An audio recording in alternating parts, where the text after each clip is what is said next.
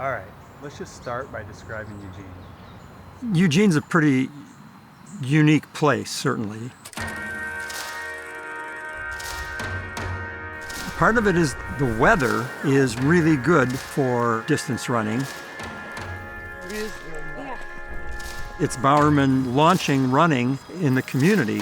Pretty fast, Sporty. Nice job. I remember my dad reading about it in the Register Guard. And he said, listen to what they're doing in Eugene. I wanted to be like somewhere where the culture was about running. Eugene may well be the running capital of the United States.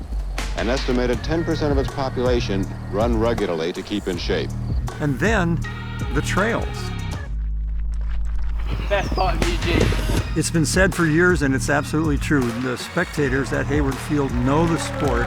They know what's fast. It wasn't necessarily Hayward Field, the structure, it was just having 10,000 people at the conference meet. That's something I didn't experience until I came here for college. Like, people in Eugene understand track and field. I mean, the atmosphere of the stadium, it's different than anywhere else in the U.S. Just the energy from the crowd when I went to the front in the last lap was pretty insane. So the weather, jogging in the community, and the trails, plus, of course, the draw of Hayward Field.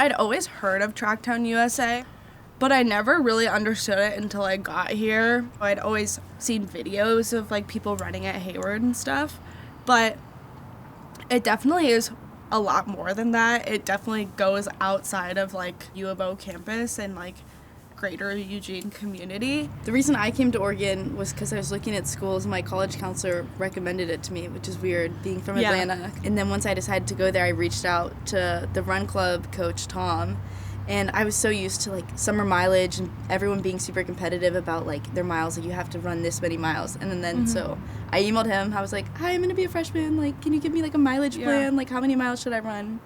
And he was like, just run. Like, that's his response to my email, like 2 words. Or with 100 meters jog on the first set, so you don't go too fast. Okay. So you don't go too fast. Okay. Okay. One day I was like at the Nike store and I was looking through like History of Hayward, one of their books, and he had a whole page dedicated to himself. Wait, that's not. Talking about him bringing women's distance to Oregon, really being a pioneer in like women's equality in distance running. Track and field is a whole variety of sports, all in one arena. And there's no place to hide, can't call a timeout. It's just you and your attempt to be better at what you do. It's all about who gets there first, who throws farthest, who jumps highest. And it draws a certain kind of athlete. Yeah, just Tanzos. I mean, Hayward Field has been the focal point of track and field, certainly, all the days there's been track and field.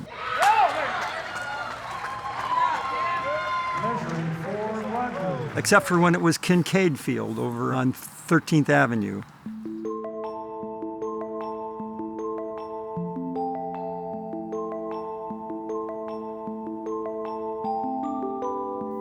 (1895) was the first year that the University of Oregon had a track team. They won their first meet up at the Salem Fairgrounds. They won the next 14 of the 17 meets between 1895 and 1903. Later that year, the Board of Regents decided to enter into a 5-year lease for a 20-acre plot of land which was owned by Harrison Kincaid.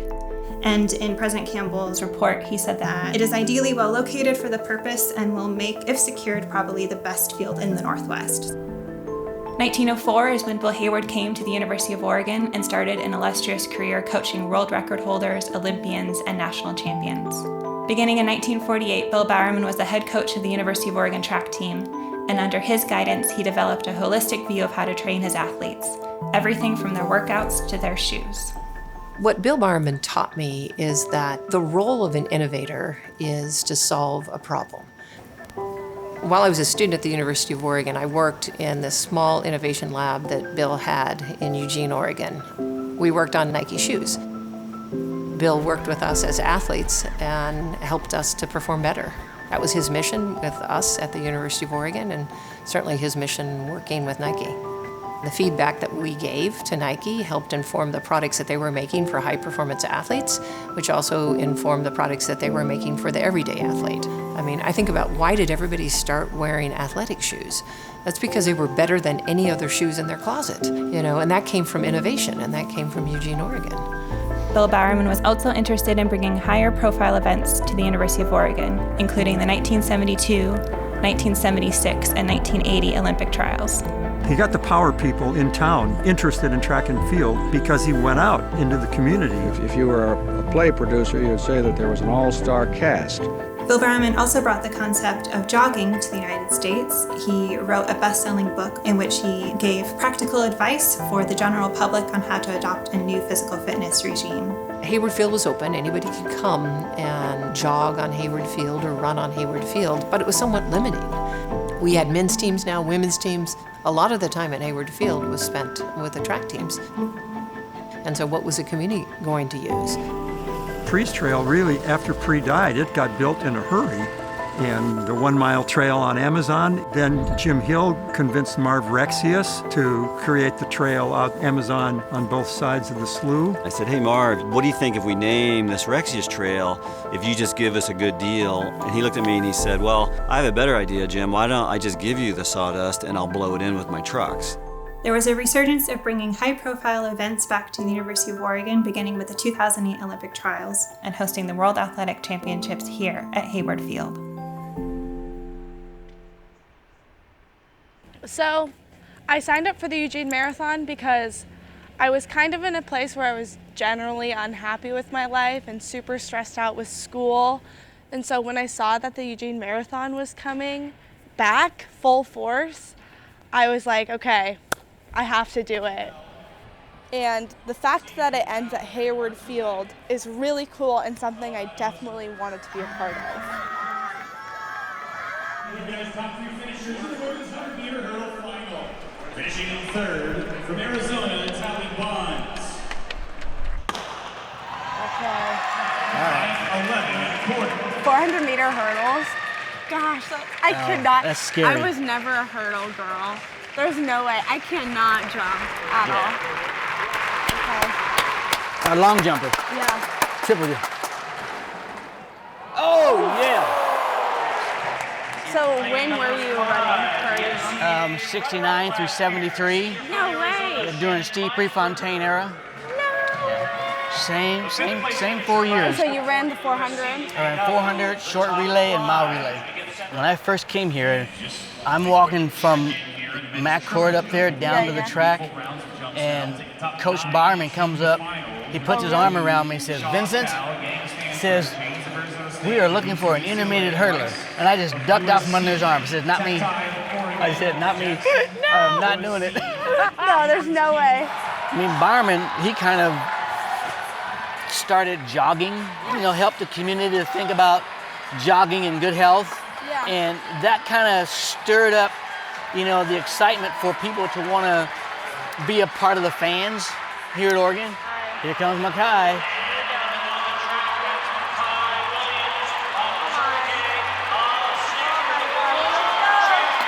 It's Mackay.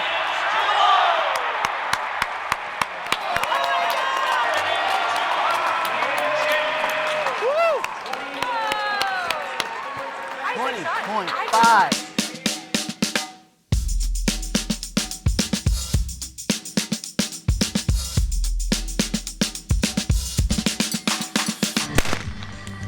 Here we go, first race of the day, girls mile. Distance running really wasn't a thing anywhere in mass until Bowerman came back from New Zealand and started jogging here in the United States. Ironically, that was maybe where women's American distance running came from. There were women running for fitness, and out of that group of people all over the country came ultimately some really good road racing women. And that's where it started, and it started for everybody. All right, here we go. Starting at 10K. It went from nobody doing it to all of a sudden you had road races. And in the 70s, road racing exploded. Eugene absolutely has an aura to it, and those that grew up here evolved with it, but those of us that moved here embraced it. Everybody knows everybody, and that's a sense of community. It's pretty cool. The nice thing about All the way. And then a 300 easy after that. We're not just a bunch of individuals jogging. We are a jogging community. Go, Keisha. Go, Karen. A running community together.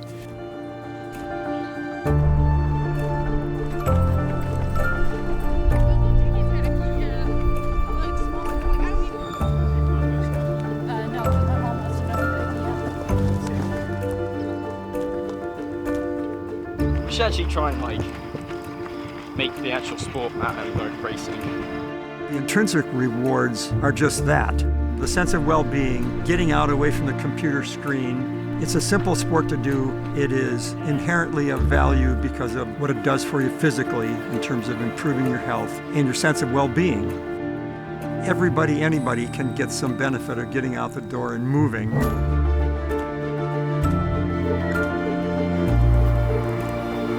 I didn't know you were running a half. Everyone knows about the endorphins you feel while running, after you've finished running. And those are just, they're so valuable. They're so valuable. Got it.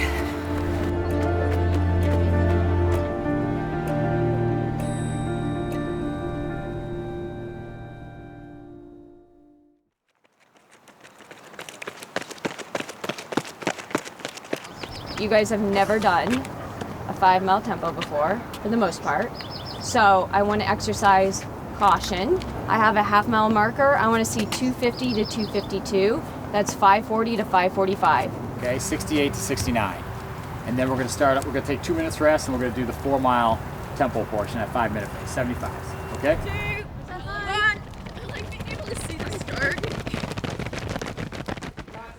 Being a runner, it kind of gives me a lifestyle that requires a lot of discipline. And I think the more discipline you can have in your life, the better life you can live. And for me, that's running and staying consistent with training and keeping myself healthy. When I haven't been able to run, I've realized when you strip it all away, just being able to go for a jog, that's what I miss the most whenever I can't run. Competing is awesome, and that's why we're here, but it's also building that lifestyle. 63. Is your watch correct? What? Is that watch correct? That's what I keep looking at. I'm like, is that right? 63 flat. What the heck? These girls are getting fit. Take care of yourselves. Really, do all the little things. Really that allows you to keep doing it. Yep. Training really is about just not doing too much and kicking it all down the drain.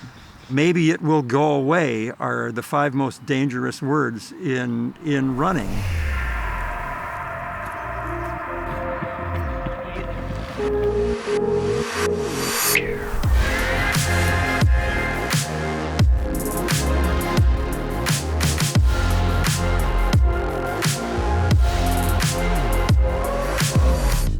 When we're looking at designing a training program, there's a couple of factors we want to keep in mind. External loads, and then the other side is internal load. Heart rate, how hard do you feel like you're working? Put that all together and we can get cumulative load. And it gives us a good view of how someone is working throughout their run or throughout their training program.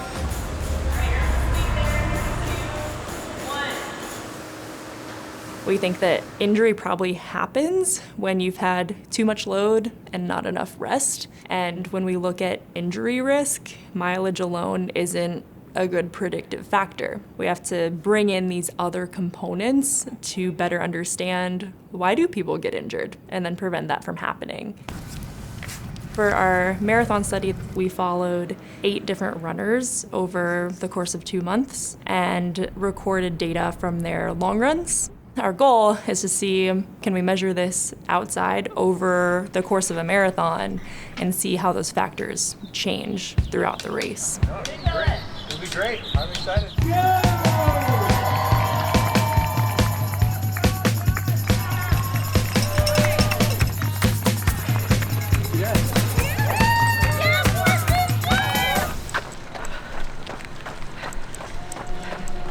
That was brutal. 17, 18, and 19 were probably the hardest. I was in a lot of pain. Since I had the flu, like my back hurt really bad because I was coughing a lot. I'm so stubborn that I was like, I have to do this marathon. If it means I have to crawl, I will do it. Finishing the marathon was insane. It was the craziest thing ever. I was so happy to be done. I don't know how I'm alive. Oh, wow. Oh, this is great.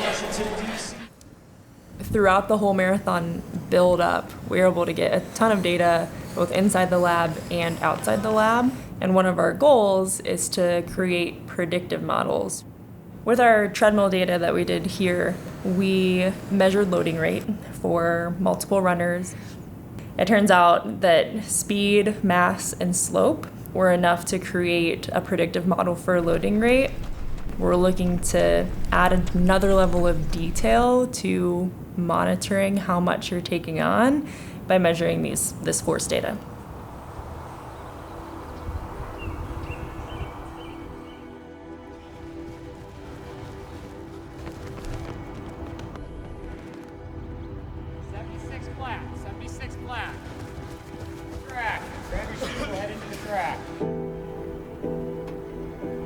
Having that team and having that support system, we're running workouts and it's all about encouraging each other.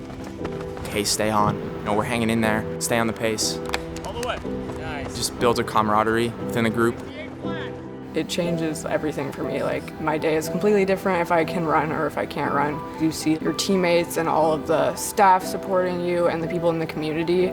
So it's like, wow, this is really bigger than me. Like, this is about everyone who got you to this point. Fan base here is unlike any other fans in the world to a degree because they are themselves runners. They know what it feels like to run a hard mile. When they see our U of O athletes out there put it on the line, they can feel each step, and that's why I believe they're the best fans, is because they intimately know what it takes to be really good.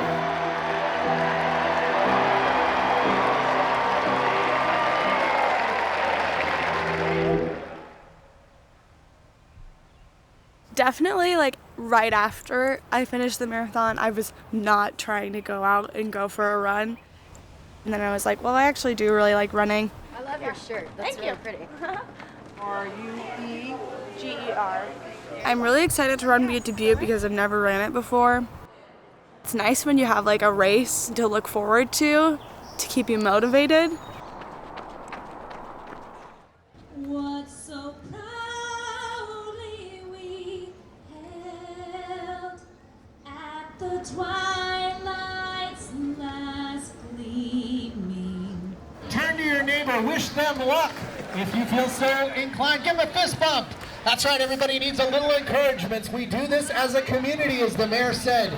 There are a lot of things we face that are difficult. We come together to celebrate here at the OTC. Butte to Butte. Here we go, we're ready to get started. Celebrate, have a great time. Happy Independence Day, runners roll. Runners and rockers set. Here we go, And they're all waving at their some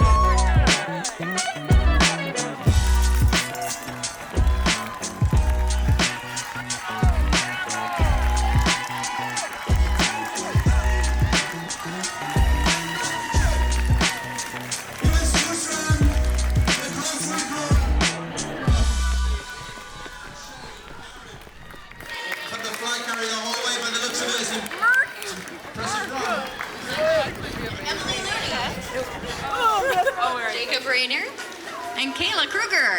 It was a lot of fun. I was kind of dreading it, to be honest. I haven't run in a little bit, but it was so much fun. I would definitely do it again.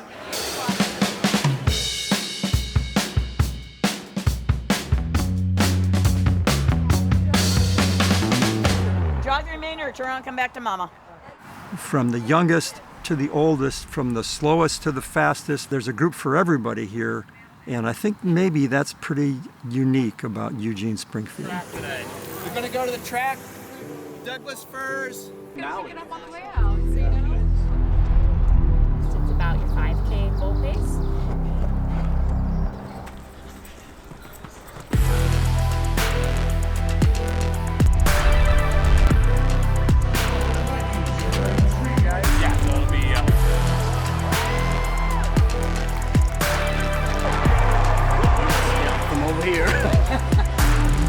Maybe that's the key to the whole thing, is that the people in the sport end up being the best thing about it.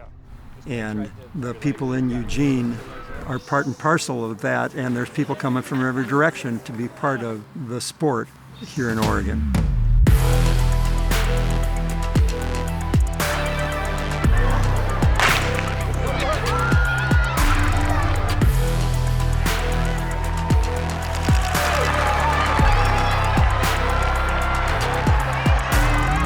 You have so much history here. The great runners, especially American distance runners. Norfolk comes up beside him, and on the outside, Dellinger comes up for the United States. Bill Dellinger, this is his third Olympics. It's history, it's tradition, it's the trails, it's the fans, it's everything. It's not just one thing.